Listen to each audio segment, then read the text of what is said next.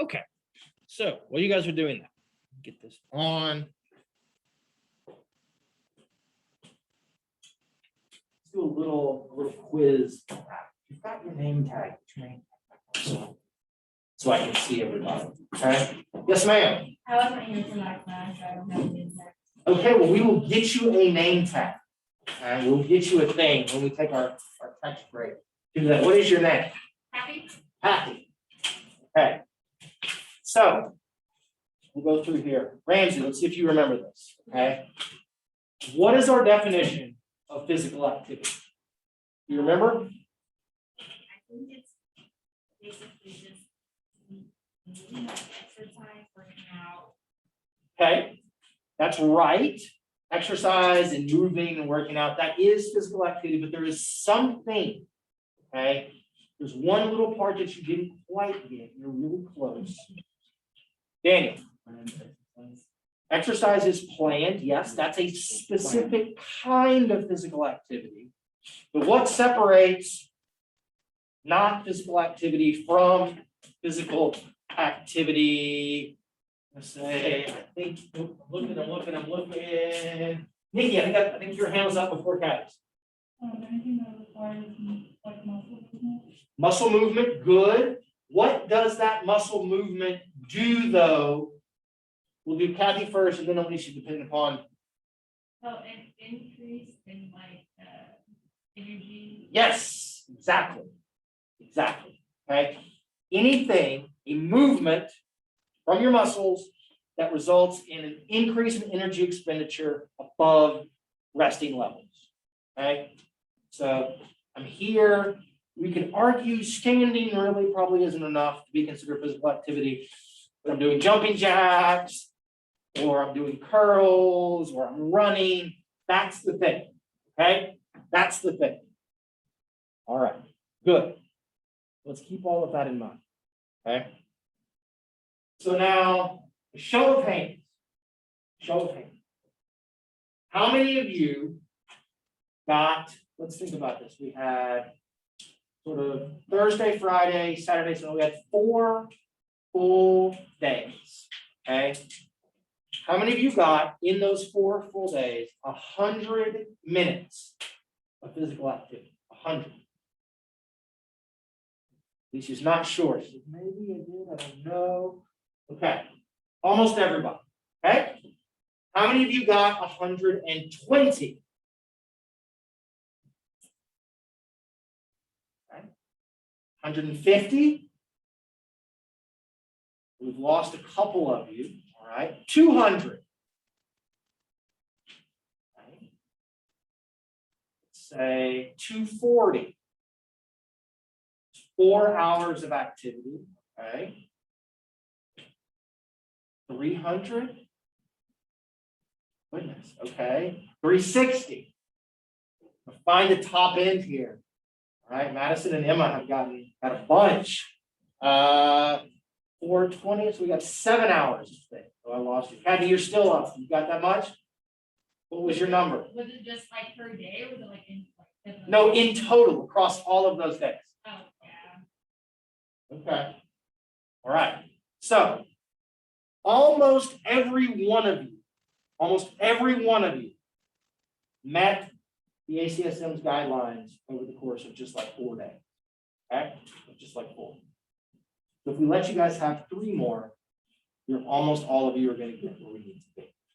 Okay? So this one, Cameron. What was the thing of your physical activity? What was the thing that you did that you got the most time from, if you don't mind sharing? I did full body lifting. You did lifting, okay. How many minutes of that did you do over your 4 days? I would say on average probably 16. Okay. Depending upon the session, okay. McKenna, what about you? Probably just I worked out for about Okay. Thursday and Saturday. Okay. When you work out, what do you do when you go to work out? Do you run? Do you ride the bike? One time I cycled. Okay. Just did some lifting. Okay. Okay, good. Taylor, what about you? I would say just going on a walk every day. Going to walk, okay. 40 minutes, okay. Good, good. I mean, you had a lot. What were you doing? What did you do the most of? Go to Orange Theory every day, okay. I have done some Orange Theory. I did so much that I like yanked my hamstring and I have not been able to be back for 6 weeks because every time I try to go jog, I'm like, ooh, my hamstring. I made it, this is a complete aside. I hate stretching. Stretching is dumb, okay? Stretching does not prevent injuries. I'll show you guys data about that later on in class, okay? There's no usefulness of stretching other than being more flexible. That is a desirable thing or something that is required of whatever it is that you're doing. Great, stretch, enjoy yourself. Stretching after exercise, fine. It's not going to clear anything out. Stretching before is not going to make you run faster or anything. I hate stretching. I would always tell my classes. I played every sport you can think of when I was little. I played baseball in college. I have run a huge amount in my life. I've never pulled a muscle ever doing anything, and I can't touch my freaking toes. Okay?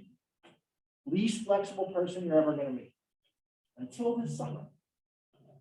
And I'm running at the Nichols Hills Orange Theory, and I can remember it. And I'm like, ooh, something's going on in my hamstring. And then it was just like, pow. And you're like, ah, just grabs. I'm like, crap. My first thought was, now I can't say this in class anymore. Not my hamstring is like jacked up and I can't run, I can't do things. I was like, I can't say this in class anymore. So, very good. Anyway, that's my long story of, okay, Emma gets a lot. You go to Orange Theory every day. You're getting plenty of physical activity doing all of that. Excellent. Okay.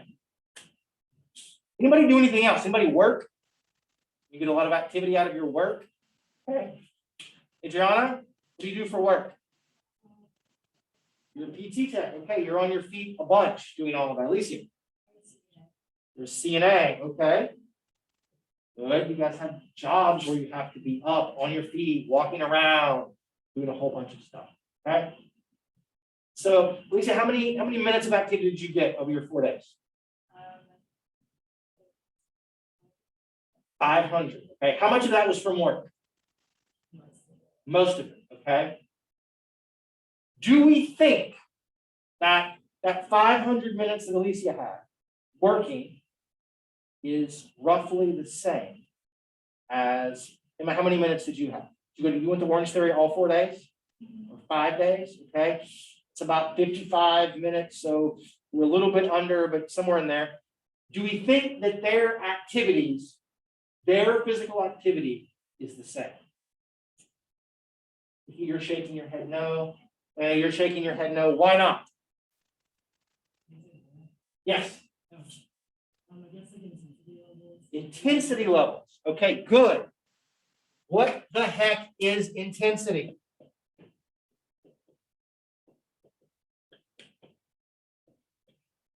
This is one of the things that we need today to understand and appreciate. Okay. You need a certain amount of physical activity. That's good. Not all physical activity or not all exercise is the same. So what's intensity? How do we define intensity? Heart rate?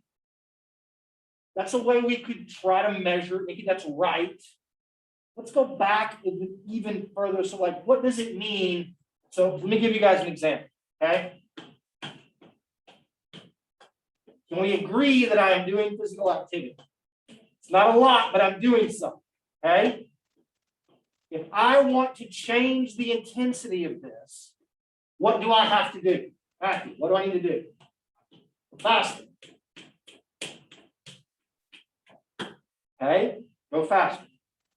When I go faster, that makes the intensity go up. What's the thing that's actually changing? How much energy I'm using. Perfect. Okay. Exercise or physical activity intensity, okay, depends upon energy use. For something to be of a higher intensity, it usually requires more muscular force. Okay? More muscular force. If you want to run faster, you got to generate more force from your muscles. If you want to lift more weights or lift a weight more times, more force. So when muscles get used, we expend more energy. Okay? So when we try to define or we try to group things, energy use is the thing that determines our intensity. That's why jogging is more intense than walking. That's why running fast or sprinting is more intense than jogging. It requires more energy use. Okay? It requires more energy. Okay. So we generally, very, very generally will group things into what we call light, moderate, okay, and vigorous intensity. This is a gross oversimplification. But that is kind of how stuff is going to be broken down. Okay? Walking, light intensity. Walking briskly, moderate intensity. Okay? Doing housework. How many of you guys wrote down things like, I cleaned my dorm room or I cleaned my apartment? Okay? That's physical activity. I vacuumed. Okay? I went to Walmart or Homeland and I shopped for groceries. You walked around. That's physical activity. Okay?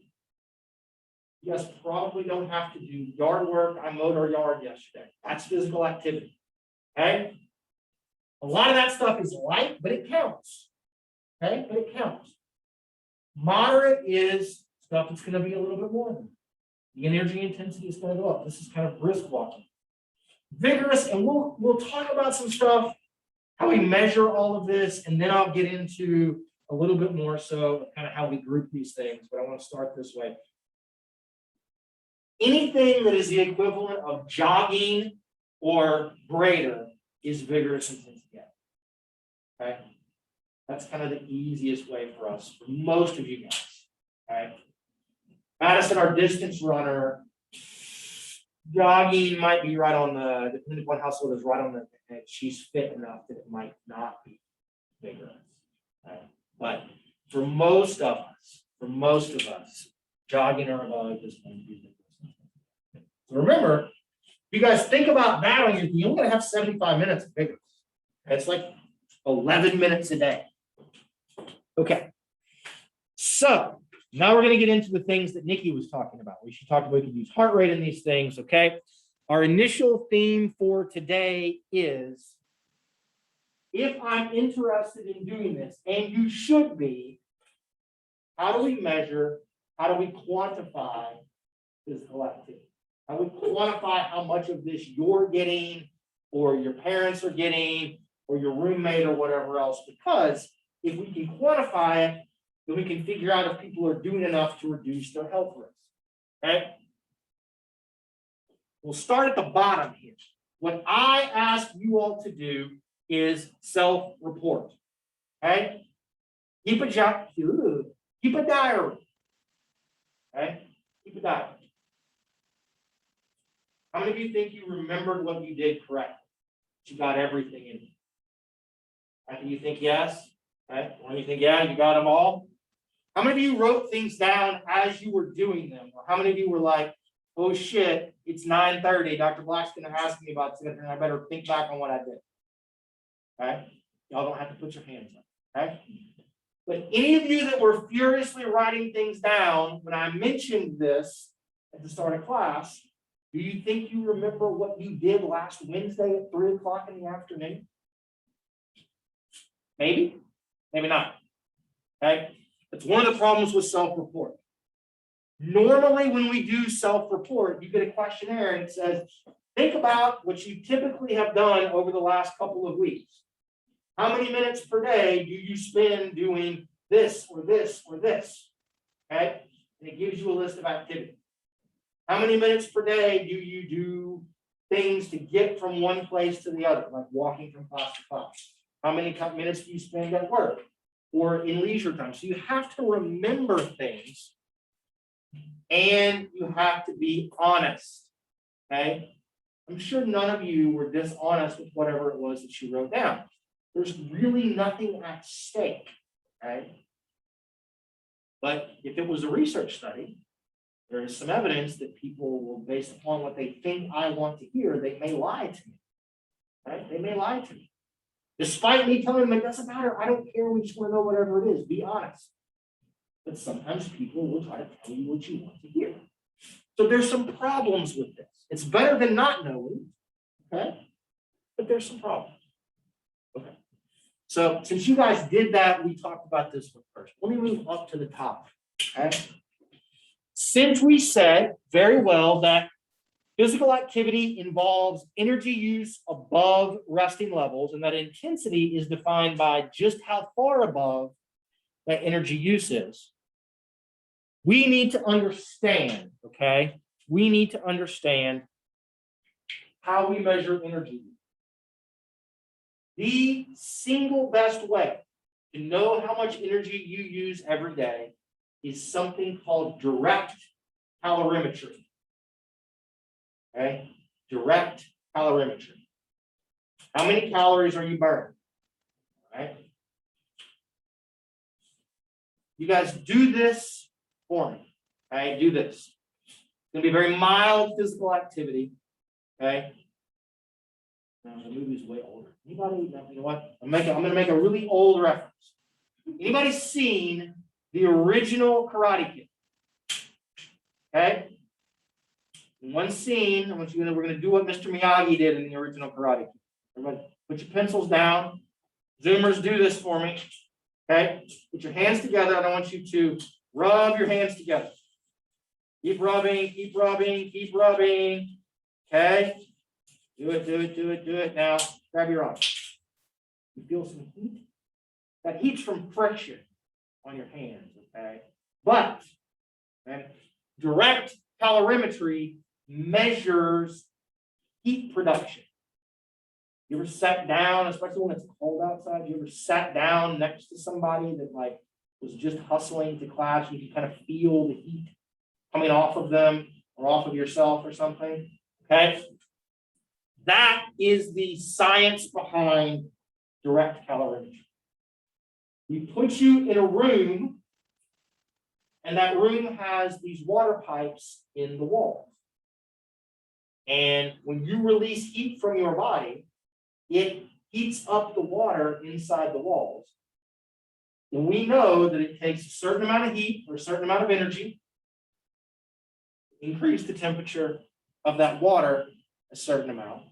And based upon all of that, we can calculate then over some period of time how much energy you are using. Okay? One of the primary byproducts of energy formation is heat. Okay? You make carbon dioxide that you breathe out, but you also make heat. Okay?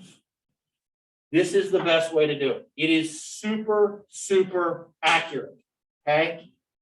The problem is it's outrageously expensive. Okay? Outrageously expensive. And it's almost impossible for us to put you in some sort of real world scenario. Okay? In some kind of real world scenario. What it looks like is you are stuck in a box or a small room. There is not one of these in the state of Oklahoma anywhere. Okay? The closest one that I know about is at the medical school in Little Rock, Arkansas. They have one there. Okay? There's not one in the state. But you're in this room. Sometimes the rooms vary in size. They're usually like a tiny studio apartment, like 200 square feet or something, like all of that. And you're in there and you stay in there for a couple of days. Right? And you have like two-way glass and people are watching you and observing you like you're a lab rat and all of those. So, but you can put a treadmill or a bike or something in there, have a person exercise, or you can just sit in there. And you've got a couch and a bed and a TV and you just live in this thing, we can kind of get some baseline there. Okay? This is how we do all of it. There is a place like this in Germany where they have an exact replica of the International Space Station. And the whole thing is a direct calorimeter. And for some of the international astronauts, if they want to go to the space station, you have to go live for 6 months in the mock-up to make sure you don't like freak out and that you can manage this before they shoot you up into space. Because once you're up there, there's no coming back. Okay? But they have one that does that. So they can figure out, at least on the ground, how much energy it takes to move around and help them plan some stuff for up there. Okay? Super duper accurate, incredibly infeasible. If I want to know how many calories, okay, to exactly quantify physical activity that Madison had over the last 5 days, this is not the best way to do it. Okay? It's a way, but it's not the best way or the most feasible way for us to do all of this. Another very accurate way for us to do all of this is to give you radioactive water. Okay? It's called doubly labeled water. What it does is it measures energy expenditure by looking at sort of CO2 production and some kind of clearance rates of the radioisotopes that are going to be in there. I give you this water, you drink a certain amount, and then we have to collect your urine and things over the course of a couple of weeks. We see how quickly you excrete things that are going on in the midst of all of that. So we can very easily simulate real world situations. I just give Madison water, she goes off, she does her thing. Okay? You got to get her pee and all of that. That's not a huge deal. Okay? It's also very, very expensive. So deuterium, which is the radioactive water that we get, it's not dangerous. It's radioactive. It's not like the radiation is not dangerous. Okay? But the deuterium that we use for all of this tends to all now come from the byproduct of drilling for oil and natural gas. So guess who owns all the deuterium? Oil and natural gas companies. And so it's about $1,000 or so to get enough of this per person, because they figured out that they can sell it to researchers. When I was a grad student in the mid 2000s, it was about $150 to do this for a person. Now it's about $1,000. Right? It's gone way up. So again, you got to track folks for a couple of weeks, collect their urine, you got to monitor fluid intake. So those are some disadvantages. It's expensive, but it's also very accurate. Okay? It's also very, very accurate. So as we move from accuracy to a little bit more kind of realistic, we can do something called indirect calorimetry. Okay? Here's one of my former students that is on an exercise bike here, and you will note that we've got him breathing into this tube and everything. This is what's called indirect calorimetry. If they weren't all downstairs, if we were over in columns, I would have rolled the metabolic cart into the room to show you. But this takes advantage of the idea that when you make energy, one of the byproducts, not heat, the other byproduct is carbon dioxide. And so we collect the air that you breathe out, and we measure the increase in carbon dioxide that occurs in that air. We know how much CO2 is in room air. We know how much oxygen is in room air. We measure O2 and especially CO2 in the air that you're breathing out. And from all of that, we can back calculate then. It requires X amount of oxygen to make this much CO2. If we use X amount of oxygen and you make this much CO2, then you're probably making this much energy. Okay? So it's called indirect calorimetry. It's very accurate. Okay? It is less expensive because the metabolic cart that we use to do all of this, like it's just kind of like a fancy computer thing. It costs about $15,000 to $20,000. You can get some cheaper ones that are about $5,000. Okay? But it's less expensive, but it's still a little bit cumbersome, right? They make these things, the ones that we have are on a cart. We can roll them around and things, but they make some that are small enough to fit like a fanny pack or a backpack, okay? So any of you guys want to go walk around on campus today with like this thing on your head and then carrying around like a little fanny pack? And you can tell people like I'm doing free living measurements of energy expenditure. Try to do those things. Anybody want to go out on Friday with one of those? So we can figure out like how much energy expenditure goes on, right? On the weekends and those kinds of things. Okay. So this is the thing that we do most often in the lab, like in all of our labs here, if we want to measure your energy expenditure, we want to measure your energy use during exercise.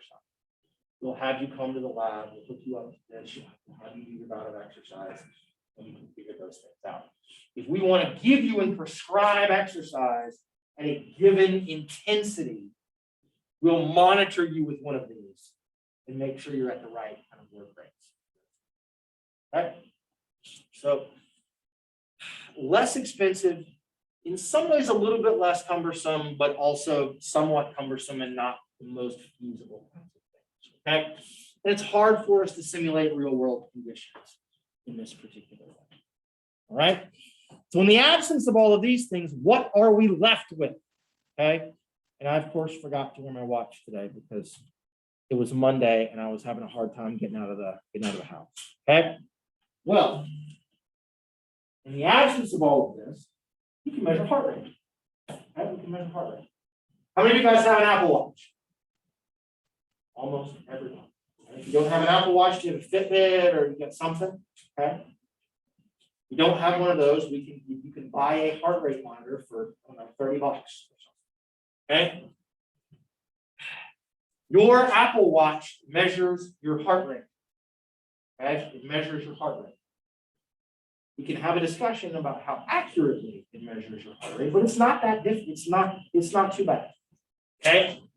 What we know is that there is a strong linear relationship between changes in heart rate and changes in energy expenditure. Okay. Especially during exercise. Okay. When your heart rate goes up, it goes up in response to an increase in energy expenditure. As we get out of, probably starting on Wednesday, we start talking about muscles. We'll do muscles first in class. Then we'll talk about the cardiovascular system and the respiratory system. Because muscles move, they use the energy. That increase in energy use in the muscles drives changes in the cardiovascular system to get us more oxygen and more nutrients. And those things drive changes in breathing. It's kind of this one thing leads to the next. Okay? So when you exercise, heart rate goes up. That gives us some estimate then of energy use. If we know your height, we know your weight, okay? We can guess at roughly, right, how much energy you're using based upon your change in heart rate. Okay? You can wear your Apple Watch around. You can wear a heart rate monitor around. Okay? And monitor what's going on in the midst of all of this. The disadvantage, it's not an actual measure of energy expenditure. We're measuring something that changes in response to a change in energy expenditure. So there's going to be some level of sort of deviation in these measures. Okay? We have to record it very often. That's become much easier, right? It's become much easier. Your Apple Watch can get it, it can save it the whole time. It does some calculations behind the scenes. In the olden days, you had to stop and like measure your heart rate by doing your pulse, mark it down, or some poor research person while you're riding the bike doing things is trying to hold on to and count, okay, while they're taking your blood pressure and other things. So this has gotten to be better. The problem is, the one problem with heart rate is that it fluctuates based upon many things. Okay? Things like your mood or your state of stress. How many of you had some caffeine this morning? Okay? All of you, your heart rate is higher than it would have been otherwise. Okay? Riley, are you a singer? No. Perfect. Okay. Oh, do you want to stand up on your desk and sing us a song? Not really. Okay. Who's your favorite musician? What's the last song that you heard before coming to class? Do you remember? Some country song. It's on the radio. Okay. Do you all think that I've made Robert's heart rate go up by just talking to her and threatening that she has to stand up and do things? Okay. I can artificially manipulate your heart rate. She didn't do more physical activity. The intensity of that activity didn't change. Heart rate is very, very sensitive, though, to stress. Okay? So you just have to be careful about what those measurements are. And as you guys will see in the next slide, the good thing that a lot of these watches and things do now is if Riley was wearing an Apple Watch, or a watch where her heart rate goes up, there was no corresponding change in how much she's moving. And so it's not going to record that in some ways as physical activity. Right? It's not going to include that in partially what is going on with its calculation of energy expenditure. Okay, so there's changes. It's good and it's relatively inexpensive. We can get a rough estimate, but it is subject to some things. Okay, so that's for this idea. This has become, just since I've been teaching, just since I started my first faculty job in 2008, we have gone from, I used something called an accelerometer for my master's thesis in 2002. It was a little square thing you wore on your hip, and it recorded movement in 3 dimensions, up, down, forwards, backwards, and side to side.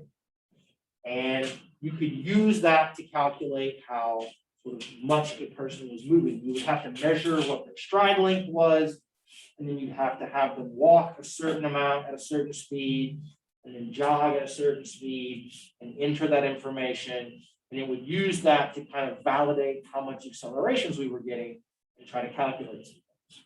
Okay? We've gone from that in 20 years, where those things were like $500 a piece, to every one of you has one of these with a device that measures your heart rate and some of those accelerations that you just wear around it. Okay? So it can quantify bodily movement. So you have your thing, you swing your arms, and it assumes that that's sort of a step or a movement or something. How fast you're swinging your arms, it uses that to try to calculate stride length and speeds and all of that. They also now, a lot of them will connect to the Wi-Fi, they connect to GPS, and so it actually tracks, right, like how far you're going. And so it knows that you went X distance and you covered that in this amount of time, and it measured this number of swings of your arm. And so it can use all of that to kind of back out what it thinks that you're doing. We can argue, are they inexpensive or not? I don't know. I got an Apple Watch for my birthday. That was my birthday present from basically everyone in my family. This past, like last year, they're not that cheap. You can get a heart rate measure, a heart rate monitor for a reason, what I think is reasonable, you know, 25 or 30 bucks. Okay, but they're good for real world monitoring. It is sometimes difficult for us to assess exercise intensity. It's less so now with these watches and things, but you used to have things called pedometers that just measured steps. Okay, and so it knows like step, step, step, step, but it didn't get you kind of a corresponding heart rate. There may be false positives in those. Okay, so I think I have, yep, this. Okay, let's look at real world data. Okay, here is a study that was published last year on the agreement between an Apple Watch Series 1, so we're not on the Series 1 anymore, some kind of life track, something, and a Fitbit charge with indirect calorimetry. So we're assessing what these monitors tell us versus running on the treadmill, walking on the treadmill with our metabolic cart, our kind of normal laboratory-based thing. Okay, and so you can see their treadmill speeds. This is in meters per minute, which I know doesn't make any sense to anybody, but basically walking to going very fast. Indirect calorimetry assess number of calories, and then this is the mean bias. And so this is the how far off of that measurement the Apple Watch was, okay, the different Apple Watches, the life tracking, Fitbit. And so basically what they're doing is the fact that these numbers are negative, or they're showing here, they're calculated as a percentage. What tends to happen is your watch or your monitors overestimate. Their bias is to overestimate caloric expenditure. So if you go and you do something, and your Apple Watch says you just burned 200 calories, you probably burn somewhere between 100 and 200 calories. Okay? They tend to overestimate, which in some ways is good. There's a psychological benefit of like, look what I did. I want to do this again and all that. But then if you're like me and I'm like, ooh, I burned 300 calories. That's how much extra food I get to eat or something, right? If you're doing it to monitor those kinds of things, then knowing the fact that it's going to overestimate most of them, this is walking. They tend to be a little worse during walking, kind of slower activities because your heart rate varies more, somewhere between maybe 40 to 100%. Okay. And they're probably going to overestimate during higher intensity, like all of them by about 20%. Then just keep that in mind, right? Just keep that in mind. So your watch says, oh, you burned 500 calories. Probably not 500, it's probably 350 to 500, somewhere in there. Just knock a little bit off, knock 25% off, and you're probably kind of in that range. Okay? So, and a lot of this is just because there's variability in heart rate, there's less variability at higher intensities. There's lots of low-level variability in heart rate, and then it also tries to figure out how much distance you're covering by kind of how much your arm swings. Okay? But this is technology that's pretty reasonable. It's not that expensive. It's readily available, and it's pretty useful for tracking what it is that you're doing. Okay. Other things to worry about. You could be my father. He has a Fitbit, and it counts his steps and his things, and it tells him stuff. And every day, at the end of the day, if he hasn't done enough, he paces around my parents' living room like this to get to a certain number of steps and get to a certain number of calories. Yes, my father is a crazy person, right? He has a disorder, right? He is addicted to exercise. That's a thing, and all of this. My wife does this too with hers. It's very strange. That's what they do. Maybe you guys do this too. Like, oh, I'm close. I got to get the rest of my steps. There's nothing magical about 10,000 steps. Okay? You could have 5,000 steps, but if they were all jogging, that's probably better than walking 10,000 steps. So you're going to have kind of a sliding scale. Okay? You guys have questions about that? There will be things on the test that will say, tell me what's good about this way of measuring physical activity. Tell me what's not so great about this way of measuring physical activity. Okay? You've got to watch, right? What's good about it, what's not so great about it, et cetera, et cetera. Okay? You guys all right with all of that? Okay. Sweet. We already talked about this. So you can see what would be interesting is, okay, those of you that have monitors, look at your output from your monitor over the last 5 days. See what it says versus what it was that you wrote down. Okay? And see how close those two things are. It's a reasonable thing that we can try to do. Okay, we talked about self-report, what kind of questions, okay. The one thing that we didn't, that I didn't really do, but I could now, okay. I could tell you guys, look at your list. And I said pick out exercise versus just physical activity. What I would also need to do is to say, now go through everything that you did. And I want you to say, was that light intensity? Was it moderate intensity? Or was it vigorous intensity? I need you all to make that distinction and that label on all of them. And based upon that, then we can give a rough energy expenditure estimate for those things and get a more accurate picture. So if I don't ask that question, if I just say, hey, how many times, how much physical activity did you get? Just count everything together, right? It's not all the same, okay? So I don't want to rain on McKenna and Cameron's parade about their lifting weights, but lifting weights for an hour does not burn that many calories. it burns nowhere near the same amount of calories as even just walking for an hour. Okay? It's good for a lot of reasons. It's really, really good for it. We need to do it. Okay? That's me telling myself that. We need to lift weights, but it's you do vigorous intensity activity for like 10 seconds, and then you rest for 5 minutes. Then you do vigorous intensity activity again for like 10 seconds, and then you rest. Right? There's a lot of sitting and resting while we're doing kind of heavy weight training, which is fine. That's good for building muscle and strength, but it's actually not that much physical activity. It's not that much caloric expenditure. So we need to know those things so that we can figure out, are you getting enough or are you getting the right kinds? And so we can then make recommendations for everybody. Okay. We're all right with all of it. So far, so good. Do we need to stand up and do some vigorous intensity exercise? You guys look like I'm losing you. Okay, do we need to do some wall sits? Do some jumping jacks? Or do we just want Riley to sing for us? That will wake everybody up. Riley, I appreciate you doing this work. Okay? I mean, that's what I should do. If nobody will talk, we'll just pick someone and they have to sing. Okay. So I told you guys we'd talk more about how we define intensity. So now that's what we're going to do. Okay. In general, it's these three categories: light, moderate, vigorous. If you were in my graduate advanced exercise physiology class, I would tell you that this is wrong. And this is not the most accurate or most precise way to do things.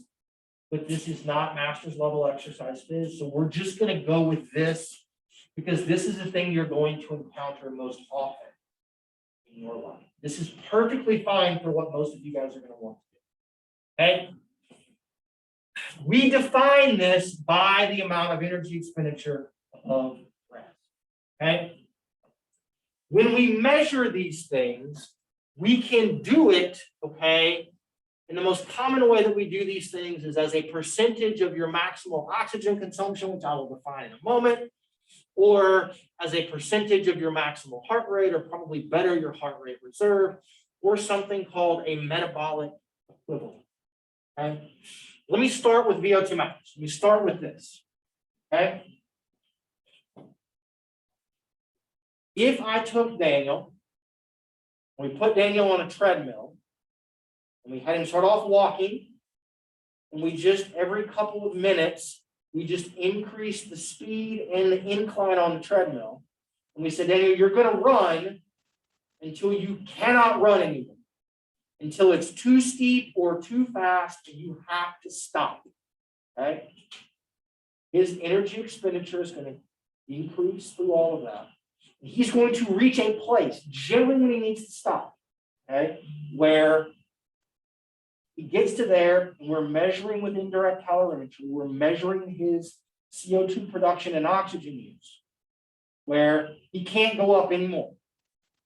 Okay? We call that place VO2 max. The V stands for volume, the O stands for oxygen, called oxygen consumption or oxygen use. Right? There is a finite capacity that everyone has to take oxygen and make it into ATP to be used during physical activity or exercise. Okay? VO2 max is the single best measure of your aerobic fitness or cardiorespiratory fitness. And we'll talk a lot about VO2 max in class. Okay? But I want to give a brief introduction today. Okay? If we know Daniel's VO2 max, okay, we know how much oxygen he can use maximally, we can have him go walk or jog or lift weights or do housework or whatever it is, and we can measure his oxygen consumption during those activities and compare it to his VO2 max. Okay? He's walking, so he's using half of his VO2 max. Right? His energy expenditure is half of what his maximal is. Right? Does that make sense as a concept? Okay? That is a really accurate way for us to determine intensity. There would be ranges. Light intensity is probably under like 40% of VO2 max. Moderate's probably 40 to 60 or 65%. And vigorous is everything above that. Okay? There's some rough estimates that we can do that. Okay. Don't worry for right now what VO2 reserve is. Don't worry about that as a concept. We'll talk about it later. Okay, don't worry about that. The other two are in relation to heart rate. All of you have an age predicted maximal heart rate. When Daniel gets to where he has to stop on the treadmill, he's probably gotten very, very close to maxing out the extent to which his heart rate can be. Okay. Take 220, subtract your age from it, and that is roughly your age predicted maximal heart rate. Okay. So for most of you, it's somewhere around, give or take a couple of beats, 200 beats per minute. Okay. Mine is much lower than that. Okay? Much lower. My 74-year-old father, much lower still on top of this. Okay.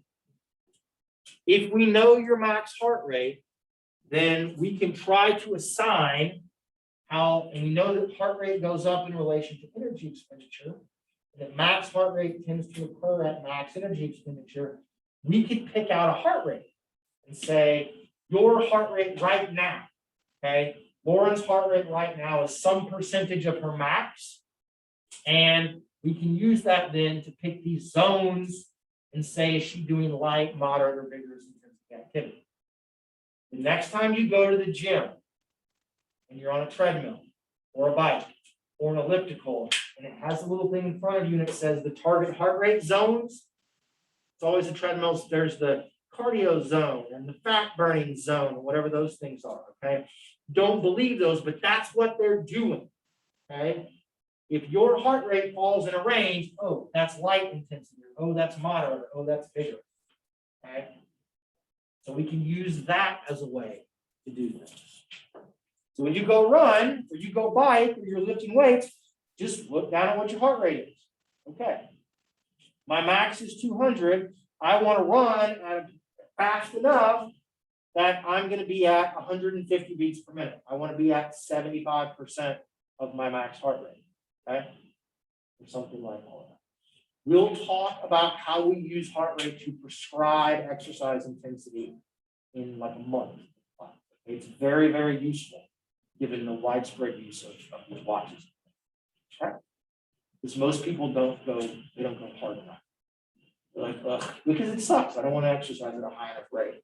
And so we underestimate. Most people do moderate when they should be doing vigorous. When they do moderate, they do light when they should be doing moderate. The last one to me is the weirdest and the strangest, and yet it seems to be the one that if you go to the Centers for Disease Control, you go to their website and everything, this is the one that people have used the most in the past. Okay. And it's something called a MET, or a metabolic equivalent. Okay. And this is weird math. Again, I apologize that we have to do math. Okay. We're HES majors, right? I like math, but okay. A metabolic equivalent. So one metabolic equivalent is supposed to be an oxygen consumption value. So an energy expenditure based upon how much oxygen you're using to make ATP. And these numbers aren't going to mean anything to you right now. Just kind of just go with it, right? Of 3.5 milliliters of oxygen per kilogram of body weight per minute. You're probably saying, Dr. Black, what the hell does that mean? Don't worry. We'll talk about it. Your eyes will bleed, okay, in a couple of weeks. But what this tells us, okay, this amount of oxygen consumption is roughly the same in everybody at rest. Okay. McKenna is sitting there, Adriana is sitting there, at least y'all are all sitting there. All of you, depending upon, because it's normalized to body weight, all of you are roughly at about 3.5 mLs per kg per minute. Okay. Everyone's resting metabolic rate is largely influenced by muscle mass. So, and your muscle mass plays a big influence on your overall weight. So if we normalize your O2 consumption to your body weight, at rest, everybody's about the same. Okay? So the idea is that one metabolic equivalent is in essence resting metabolic rate. Okay? Resting metabolic rate. So when we say then that light intensity activity is any activity that has an energy expenditure that is less than 3 metabolic equivalents. What that means is that 3 metabolic equivalents is an energy expenditure that is 3 times your resting metabolic rate. Okay? 3 times. So if light is less than 3, and your resting is 3.5, okay? So that would be 7. So light intensity is roughly anything less than 10.5 mLs per kg per minute. Okay? Again, that number doesn't mean a lot, but that's what we're talking about. Okay? That's what we're talking about. This is easy walk. Your energy expenditure is not going up to be 3 times the rest. Moderate is 3 to 6. Okay? 3 to 6 minutes. So something that involves being at from 3 to 6 times your resting metabolic rate of energy expenditure. That tends to be up to maybe 4 to 4.5 miles per hour of walking based upon your leg. And then vigorous is everything that is 6 metabolic equivalents or above. 6 metabolic equivalents. So 6 max is about 21 mLs per kg per minute. Okay.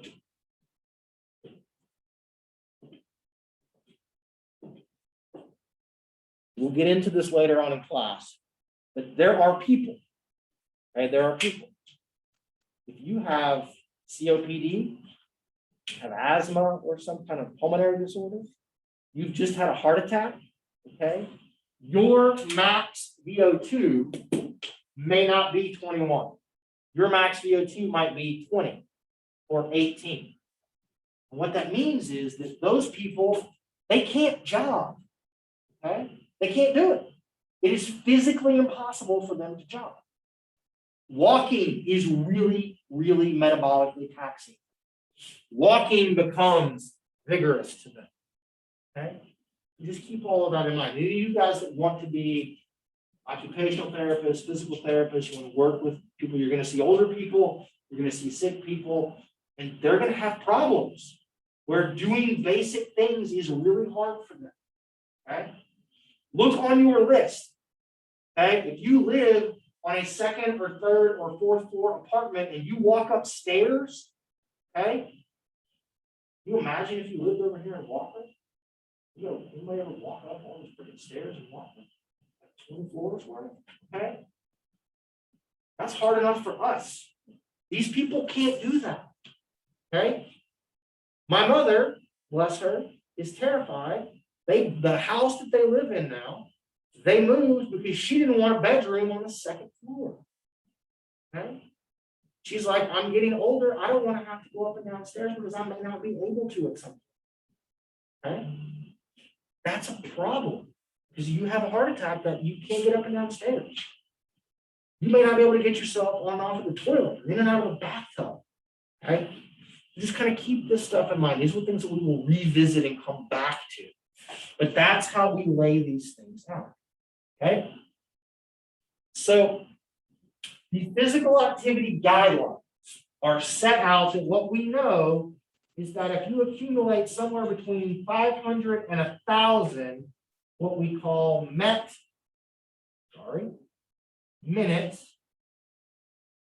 of activity per week, that gives you a health benefit. To get a MET minute, you say, I spent 30 minutes walking.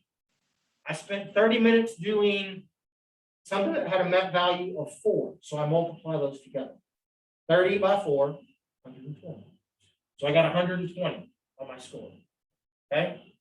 So that's how we arrive at that if we generally assume that vigorous intensity activity has a MET value that is about twice what moderate is, then I can get to my 500 by doing half as much activity if it's vigorous as moderate.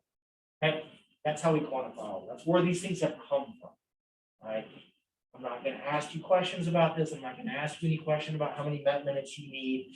But that's where we got this 150 or this 75-minute guideline from. Right? That's how it came to be. We didn't just randomly pull some number out of our ass and decide that's what it is. There's a lot of underlying research on all of that, on hundreds of thousands of people. Right? If you want to see that data, I can show you where to go to get that data. I'll download you that data. And you can do what one of my poor grad students did last year and pour through a survey about 8,000 to 10,000 people every year on something called the National Health and Nutrition Study. And they ask you about your physical activity, and they ask you questions about literally everything in your life. And you answer. And we look at, okay, historically, how active have you been? Do you have high blood pressure? Have you had a heart attack? Do you have this and this and this? And we have data for like 40 years on all of this. And we put it all together, and you can use that to make some inferences on. It seems like people that get this much activity have some reduced risk of having high blood pressure, or of having a heart attack, or of having this kind of cancer, or something else. That doesn't mean that everybody, oh, I'm super active, I'm never going to get cancer, I'm never going to have a heart attack. Of course people will. Right? Of course people will. The same thing like this, where most of us are wearing masks. It's going to help some. Plenty of us, people are going to have a mask. You're still going to get COVID. Got a vaccine, still going to get, some people are still going to get COVID, but it just helps.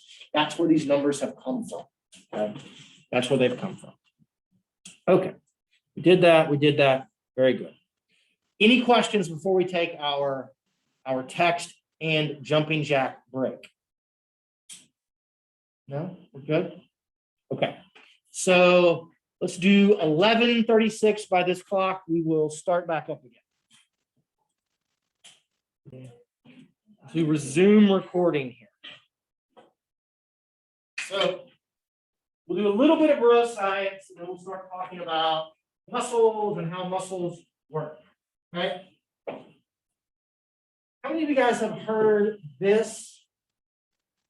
I know somebody has, because you put it in. Somebody put it in there. Their thing. The idea of no pain, no gain. Right? It's a very bro-ish sort of thing, right? Pain is weakness leaving the body, right?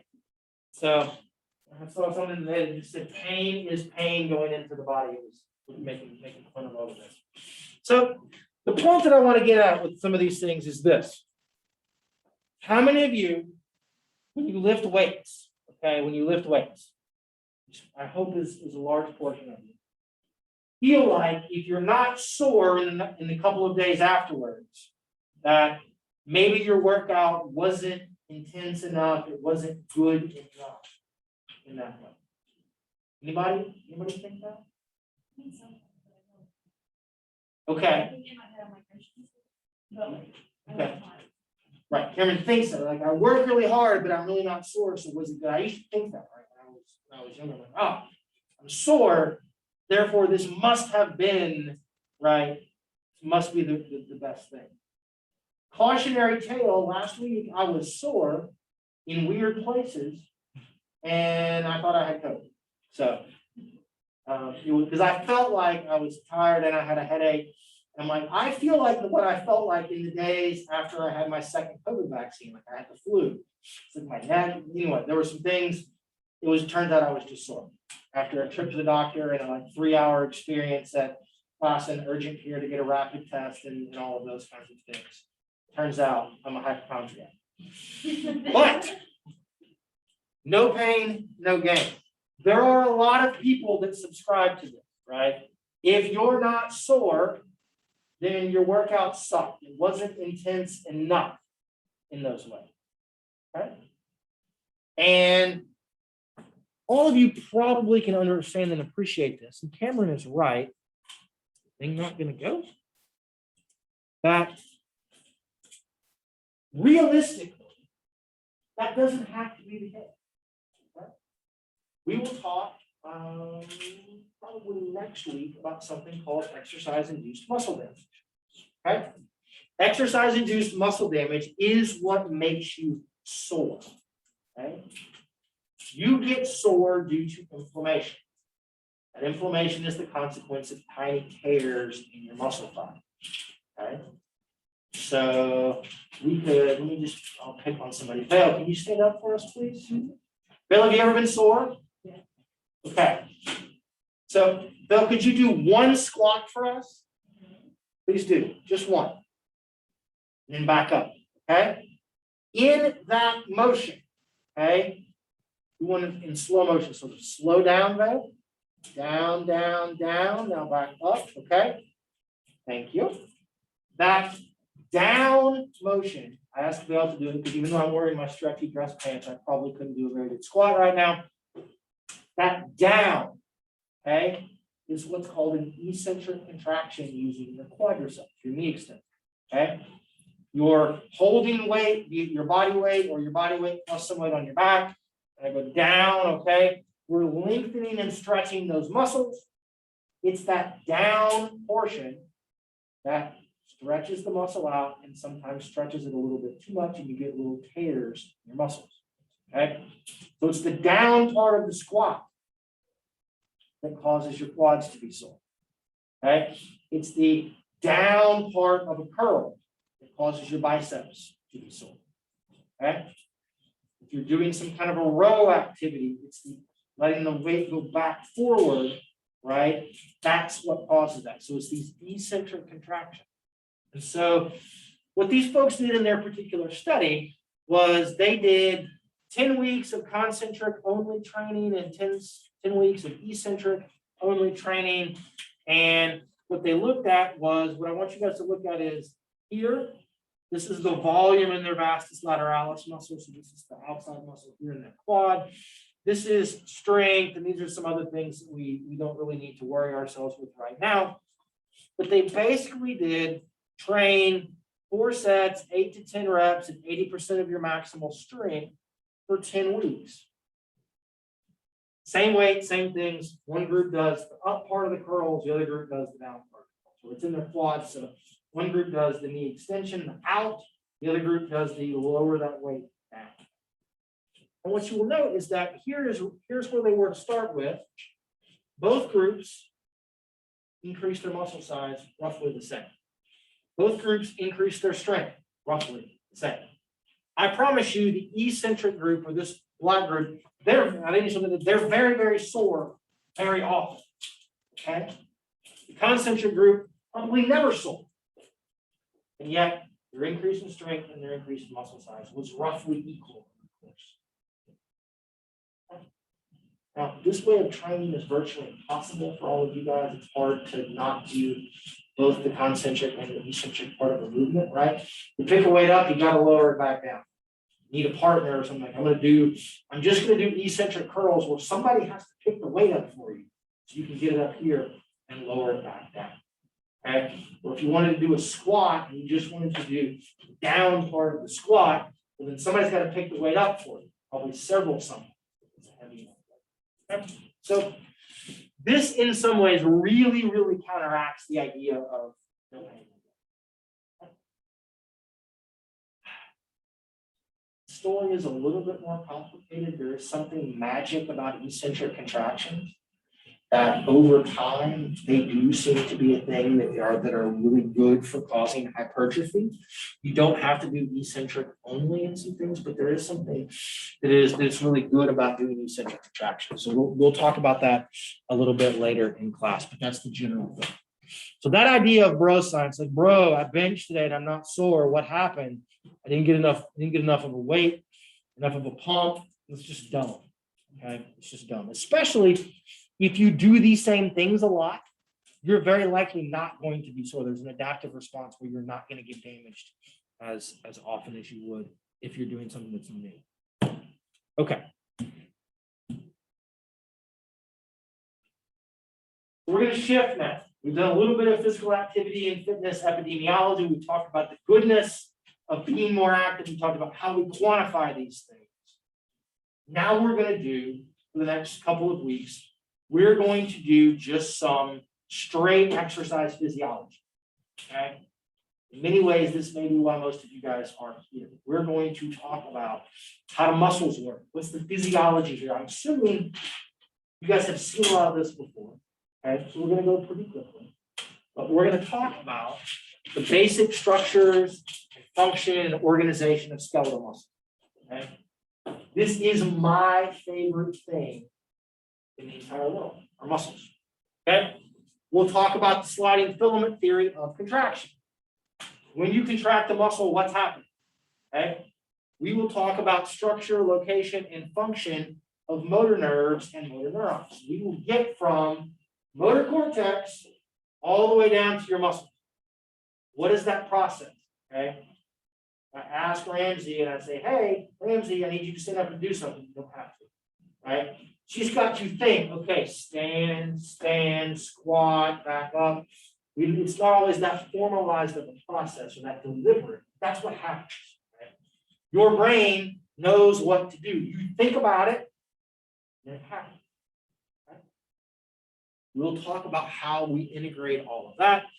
And we will hopefully become, in a big picture way, appreciative of the idea that structure of skeletal muscle, their shapes, their sizes, their locations, the individual things that go into making them contract, helps to impart function. Right? We don't look the way that we do and contract our muscles in the way that we do by accident. Okay? There is an adaptive advantage to doing it this particular way. And that has sort of occurred via evolution. We're a little bit different than a giraffe. And we're a little bit different from elephants, okay, or other kind of quadrupeds. By being bipeds, we can do certain things that quadrupeds can't. Right? And there's some things that are going to go into all of this. That structure and function are going to be linked, and it's really, really important for us. Okay.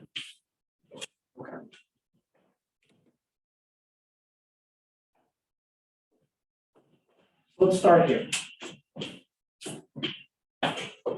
Devin, what's the function of a muscle? What do you think?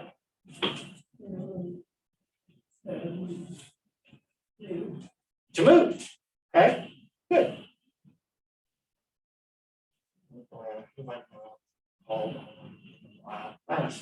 How does a muscle help you move? What does it do? It contracts, yes, that's right. When it contracts, you get the movement, the muscle is general. Muscles have one job. They generate something. Force. Okay. Thank you all, Madison. In those ways. Pardon? I did, I know. It's okay. I appreciate people just throwing things out. It's great. Okay. Muscles have one job. They generate force that allows for movement. You guys are right on. Okay. That's all a muscle does. All of its structures, all of its designs are centered around its sole job is to generate force. That allows us to move. Okay? So everything that we talk about, it's all going to come back to that one idea. Okay? Generate force. You guys remember motor neurons from anatomy? Or from human Phys, y'all not in your heads. Women, do you remember what a motor neuron does? Or where it is? It signals when the muscle needs to contract. Okay. Lauren, do you remember where motor neurons are located by any chance? It depends, but they run from the muscle to the spinal cord. That's right. Motor neurons are in the spinal cord. It does depend. Okay. Have I told you guys that in some of my class? Conceivably, the answer to every question that I asked you guys could be it depends. Okay. So if I've got you stumped, just say Dr. Black, it depends. Okay. And then stall for more time and more information. Okay. But Emma and Lauren are right. Motor neurons are special nerve cells. They're located in the spinal cord. And their job is to be the kind of midpoint of signaling between the brain and your muscles. So when you want a muscle to contract to generate force, we need to turn on that particular motor neuron in your spinal cord. Okay? And we'll get into all of the physiology or neurophysiology of that. Maybe not today, maybe Wednesday. The cool thing about having motor neurons is it gives you something called voluntary control. Okay? With voluntary control, it lets me do things like, I'm just trying to go around and call on Phoebe. Is it Phoebe? Phoebe's hiding her nameplate behind the chair over there. It lets me do things like this. Okay? Phoebe, put your right arm up. Put your right arm down. Okay? Put your left arm up. Hold it, hold it, hold it. Put your left arm down. Okay? She did things, generated force and contractions because I asked her to. That's voluntary control. She gets to make that choice. Okay? She has agency over her muscles. Anybody ever have a muscle contraction? You didn't want to have a muscle contraction? Yes. Okay. I had one that woke me up this morning. 6 o'clock in the morning, I wake up to a cramp in my left calf. Why am I having a cramp? I have absolutely no idea, but there it was. Okay. Non-voluntary control. Cramps are generated, it activates the muscle, but it bypasses the motor neuron, bypasses the motor cortex in a lot of ways. Okay? This idea of voluntary control is really, really important. Okay? And your ability to exert that voluntary control allows you to play the piano well or really badly, in my case. Okay? Or play the violin, or run, or walk, or swing a golf club, okay? Or ride a skateboard, or go up and down the stairs. It lets us do a whole host of different things, okay? So why are muscles and motor neurons important? Well, exercise requires the coordinated contraction and coordinated movements of many, many muscles, generating a very precise amount of force at a very precise time in order to do it. Okay. Walking requires the contraction of, I don't know how many muscles, 20, 30, 40, okay? A huge number of muscles. Every one of them has to contract at just the right moment and generate just the precise amount of force that you need to walk and stay on balance and swing your arms in a certain way and hold your head in a certain position. And you don't appreciate that until you watch, okay? Until you watch a toddler learn how to walk or learn how to run or try to pedal her tricycle or try to throw a Frisbee, okay? Ellis was trying to throw a Frisbee this week. She would go and she would do this and she would just like drop it. She would fling herself around because she watched me do it. And she, like, somehow managed to throw it behind her. She held onto it too long, let it go back over here. Okay? She can throw like a ball. Okay, the problem is that she likes to get golf balls and throw golf balls at you from really close range. Okay? And then she just cackles and thinks it's the best thing ever. But movement. Pardon? She's not mean, she just doesn't understand it. As we keep telling her, you're going to give daddy a boo-boo. You're going to give mama a boo-boo. You're going to give one of the dogs a boo-boo by firing a golf ball at it from 3 feet away. Okay? So, anyway, exercise and all kinds of movements require lots of coordination, and we don't appreciate that until we do something. So, our ability to exert voluntary control and these things lets people do these really, really crazy coordinated things. Okay? And what you guys will see is that with aging, with different diseases, we begin to lose either things on the muscle side or on the motor neuron side or the nervous system side, and we lose this ability to exert proper voluntary control, and there can be lots of consequences. Okay? All right, so how does structure and organization of the neuromuscular system play some role in the midst of all of this? That's the stuff we're going to come back And I'll ask this question. So keep this question in mind as we go through everything. I'll ask it again at the very end. Okay. All right, you guys with me so far? Okay. Let's talk about the different types of muscles. I assume you guys have seen this before. Okay. There are three primary kinds of muscles: skeletal muscle, which we're going to talk about, cardiac muscle, which we'll talk about with the cardiovascular system, and then something called smooth muscle, which is around blood vessels and lines your digestive tract. Okay.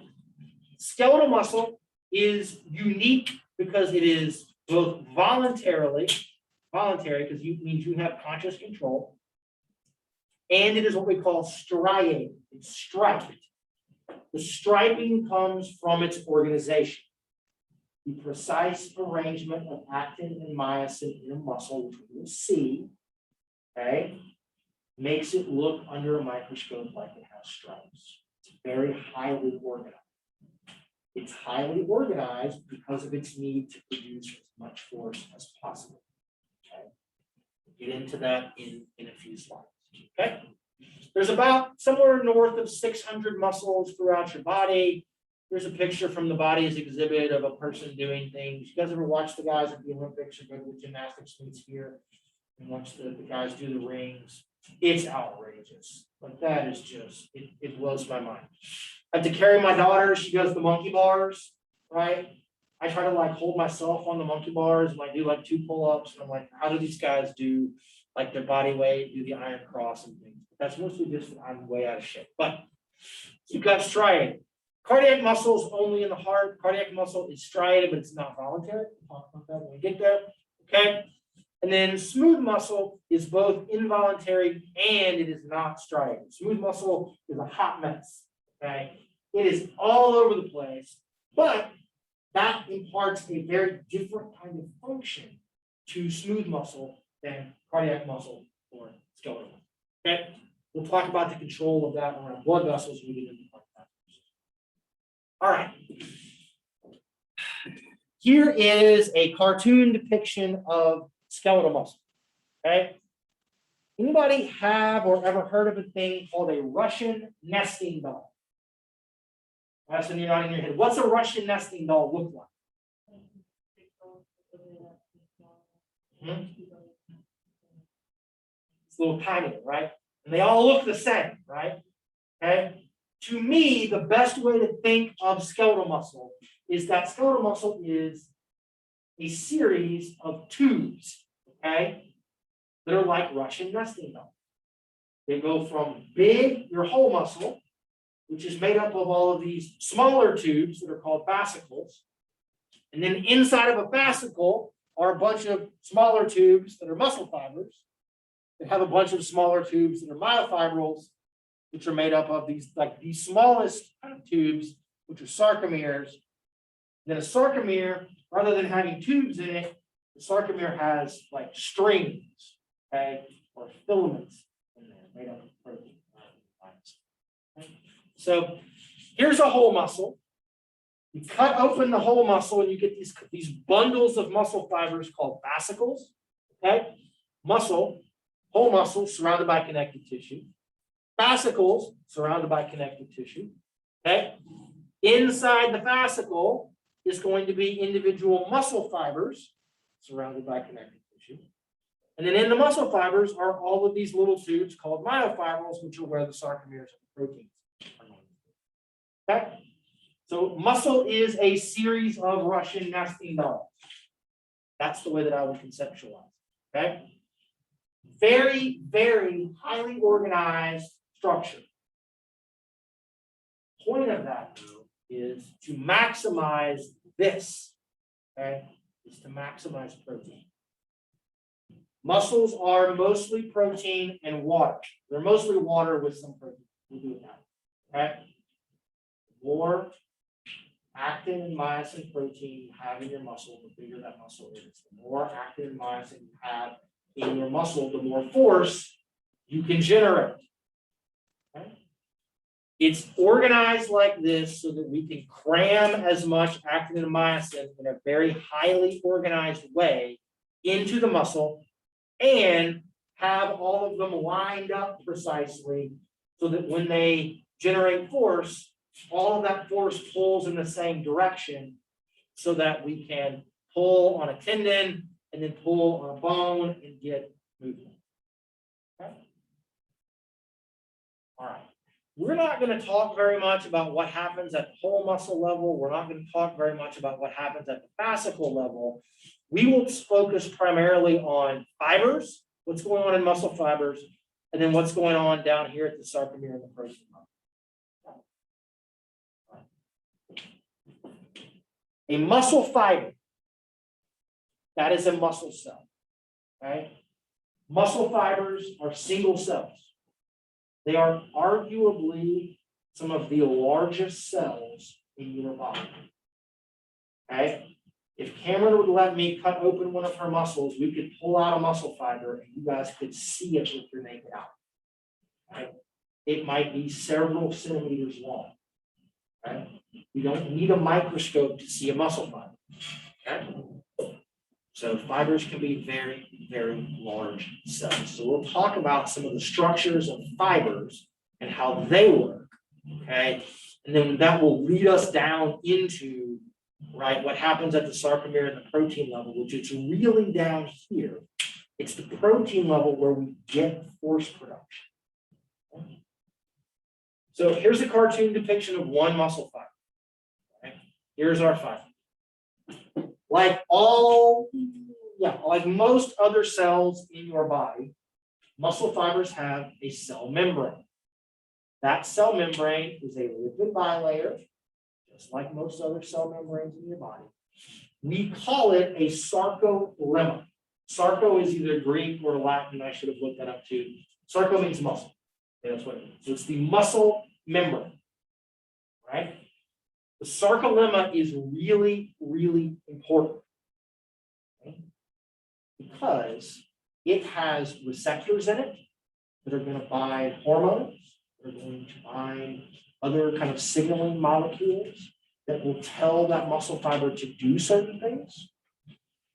The other thing that's really important about the sarcolemma, it helps give us voluntary control of our muscles, is that the sarcolemma is what we call excitable.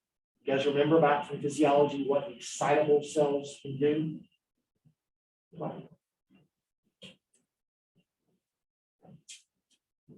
Nervous tissue, nerve cells are excitable. So excitable tissue can generate, move, or propagate action. So the muscle membrane can generate or move an action. That means it has a difference of charge across the membrane, it has membrane potential, but the ability of the sarcolemma to generate action potentials allows us for the nervous system to tell the sarcolemma something. The sarcolemma generates an action potential, and then that can move down inside that fiber to eventually tell actin and myosin to interact with each other. So there are these holes all across and in various kind of places across the sarcolemma. These holes lead to tunnels that go down into the inside of a muscle fiber. Those tunnels, which are depicted here in these gold structures, are called transverse or T-tubules. Okay? Transverse or T-tubules. So the inside of a T-tubule is just an extension of the sarcolemma. Okay? So something happens on the sarcolemma, you get an action potential, it comes and reaches this tunnel, and that action potential moves down the transverse tubules, and that's how it gets down inside the muscle cell. Immediately adjacent and connected to the transverse tubule is this red kind of web-like structure that you can see here, and it's called the sarcoplasmic reticulum. The sarcoplasmic reticulum is a storage site for calcium. That is its primary function, right?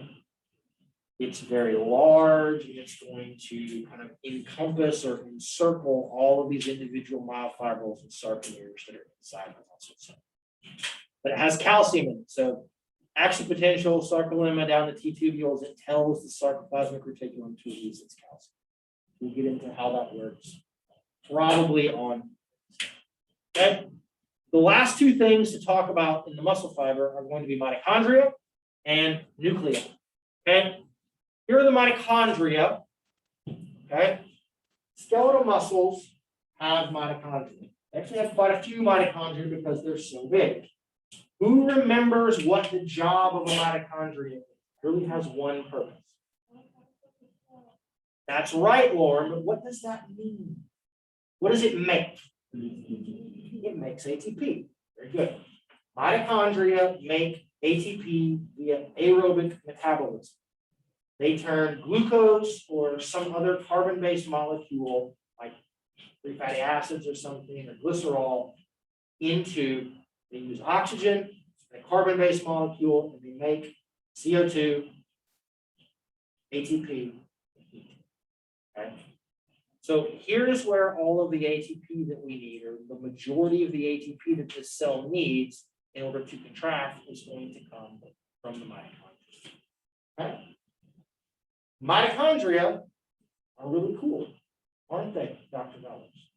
My favorite part of the cell. Favorite part of the cell. So Dr. Vellers is sitting, Dr. Vellers is one of our new faculty members. She studies the genetics of mitochondria. Mitochondria were probably once bacteria or something that got taken up into our cells. They have their own unique set of DNA that is different from the regular DNA in their cells. It all comes from your mom, right? All of your mitochondrial DNA comes from your mother. So if you're a good distance runner, thank your mom. If you're a bad distance runner, it's also your mom's fault. They're going to come from them. We'll talk a little bit more about those when we get to metabolism. And then nuclei, okay? 2 points about nuclei in muscle fibers. One, they're in a weird location. Nuclei in muscle fibers are not in the middle of the cell, okay? They're out around the edge. Why might we want them out around the edge and not in the middle? In the way, when they're in the middle. Very good. Okay. The middle of this cell is all occupied with sarcomeres and proteins and other things that are going to help us generate force. Okay. By having the nuclei on the outside, we can save the space in the middle for actual contractile machinery. Okay. Good. The other thing, anybody know about something called surface area to volume ratio? I've never heard about it. There's a reason that bacteria are small. There's a reason that other single-celled organisms like protists and things are small. Okay? Typically, they're one cell. That one cell has one nucleus, one nucleus. Okay? There's a limit from one nuclei as to how much proteins and other kind of things that the cell needs that it can make in a given amount of time. Therefore, there's a limit on how big that cell can get because the nucleus cannot support a cell that gets really, really big. Okay? Otherwise, it would be like a freaking horror movie when we have these giant like bacteria that are the size of this classroom. Okay? And then I would run and go hide under my bed. Okay? Muscle fibers, because they're so big, they have more than one nucleus. They have many nuclei. You can see them with the naked eye. They've got, in some instances, tens and twenties, or some of them may even have 100 nuclei. Right? By having more than one nucleus, it allows the cell to get bigger, and it allows you to supply all of the things that that big cell needs. Right? That makes muscle fibers very unique in relation to other cells in your body. Both the number of nuclei and their location is unique in comparison to other cells. All right, we've reached the end of our day. We will stop here for today and pick up on Wednesday. Make sure that you leave me with your diary of physical activity. If you wrote it out, turn it in. If it's on your phone, take a picture of it and text it to me or email it to me. If it's on your computer, email it to me. Make sure your name is on it as well, okay? I want those today, please. I will give you credit for having done. Okay. Otherwise, no assignment for Wednesday. You guys have a good couple of days. We'll see you Wednesday morning.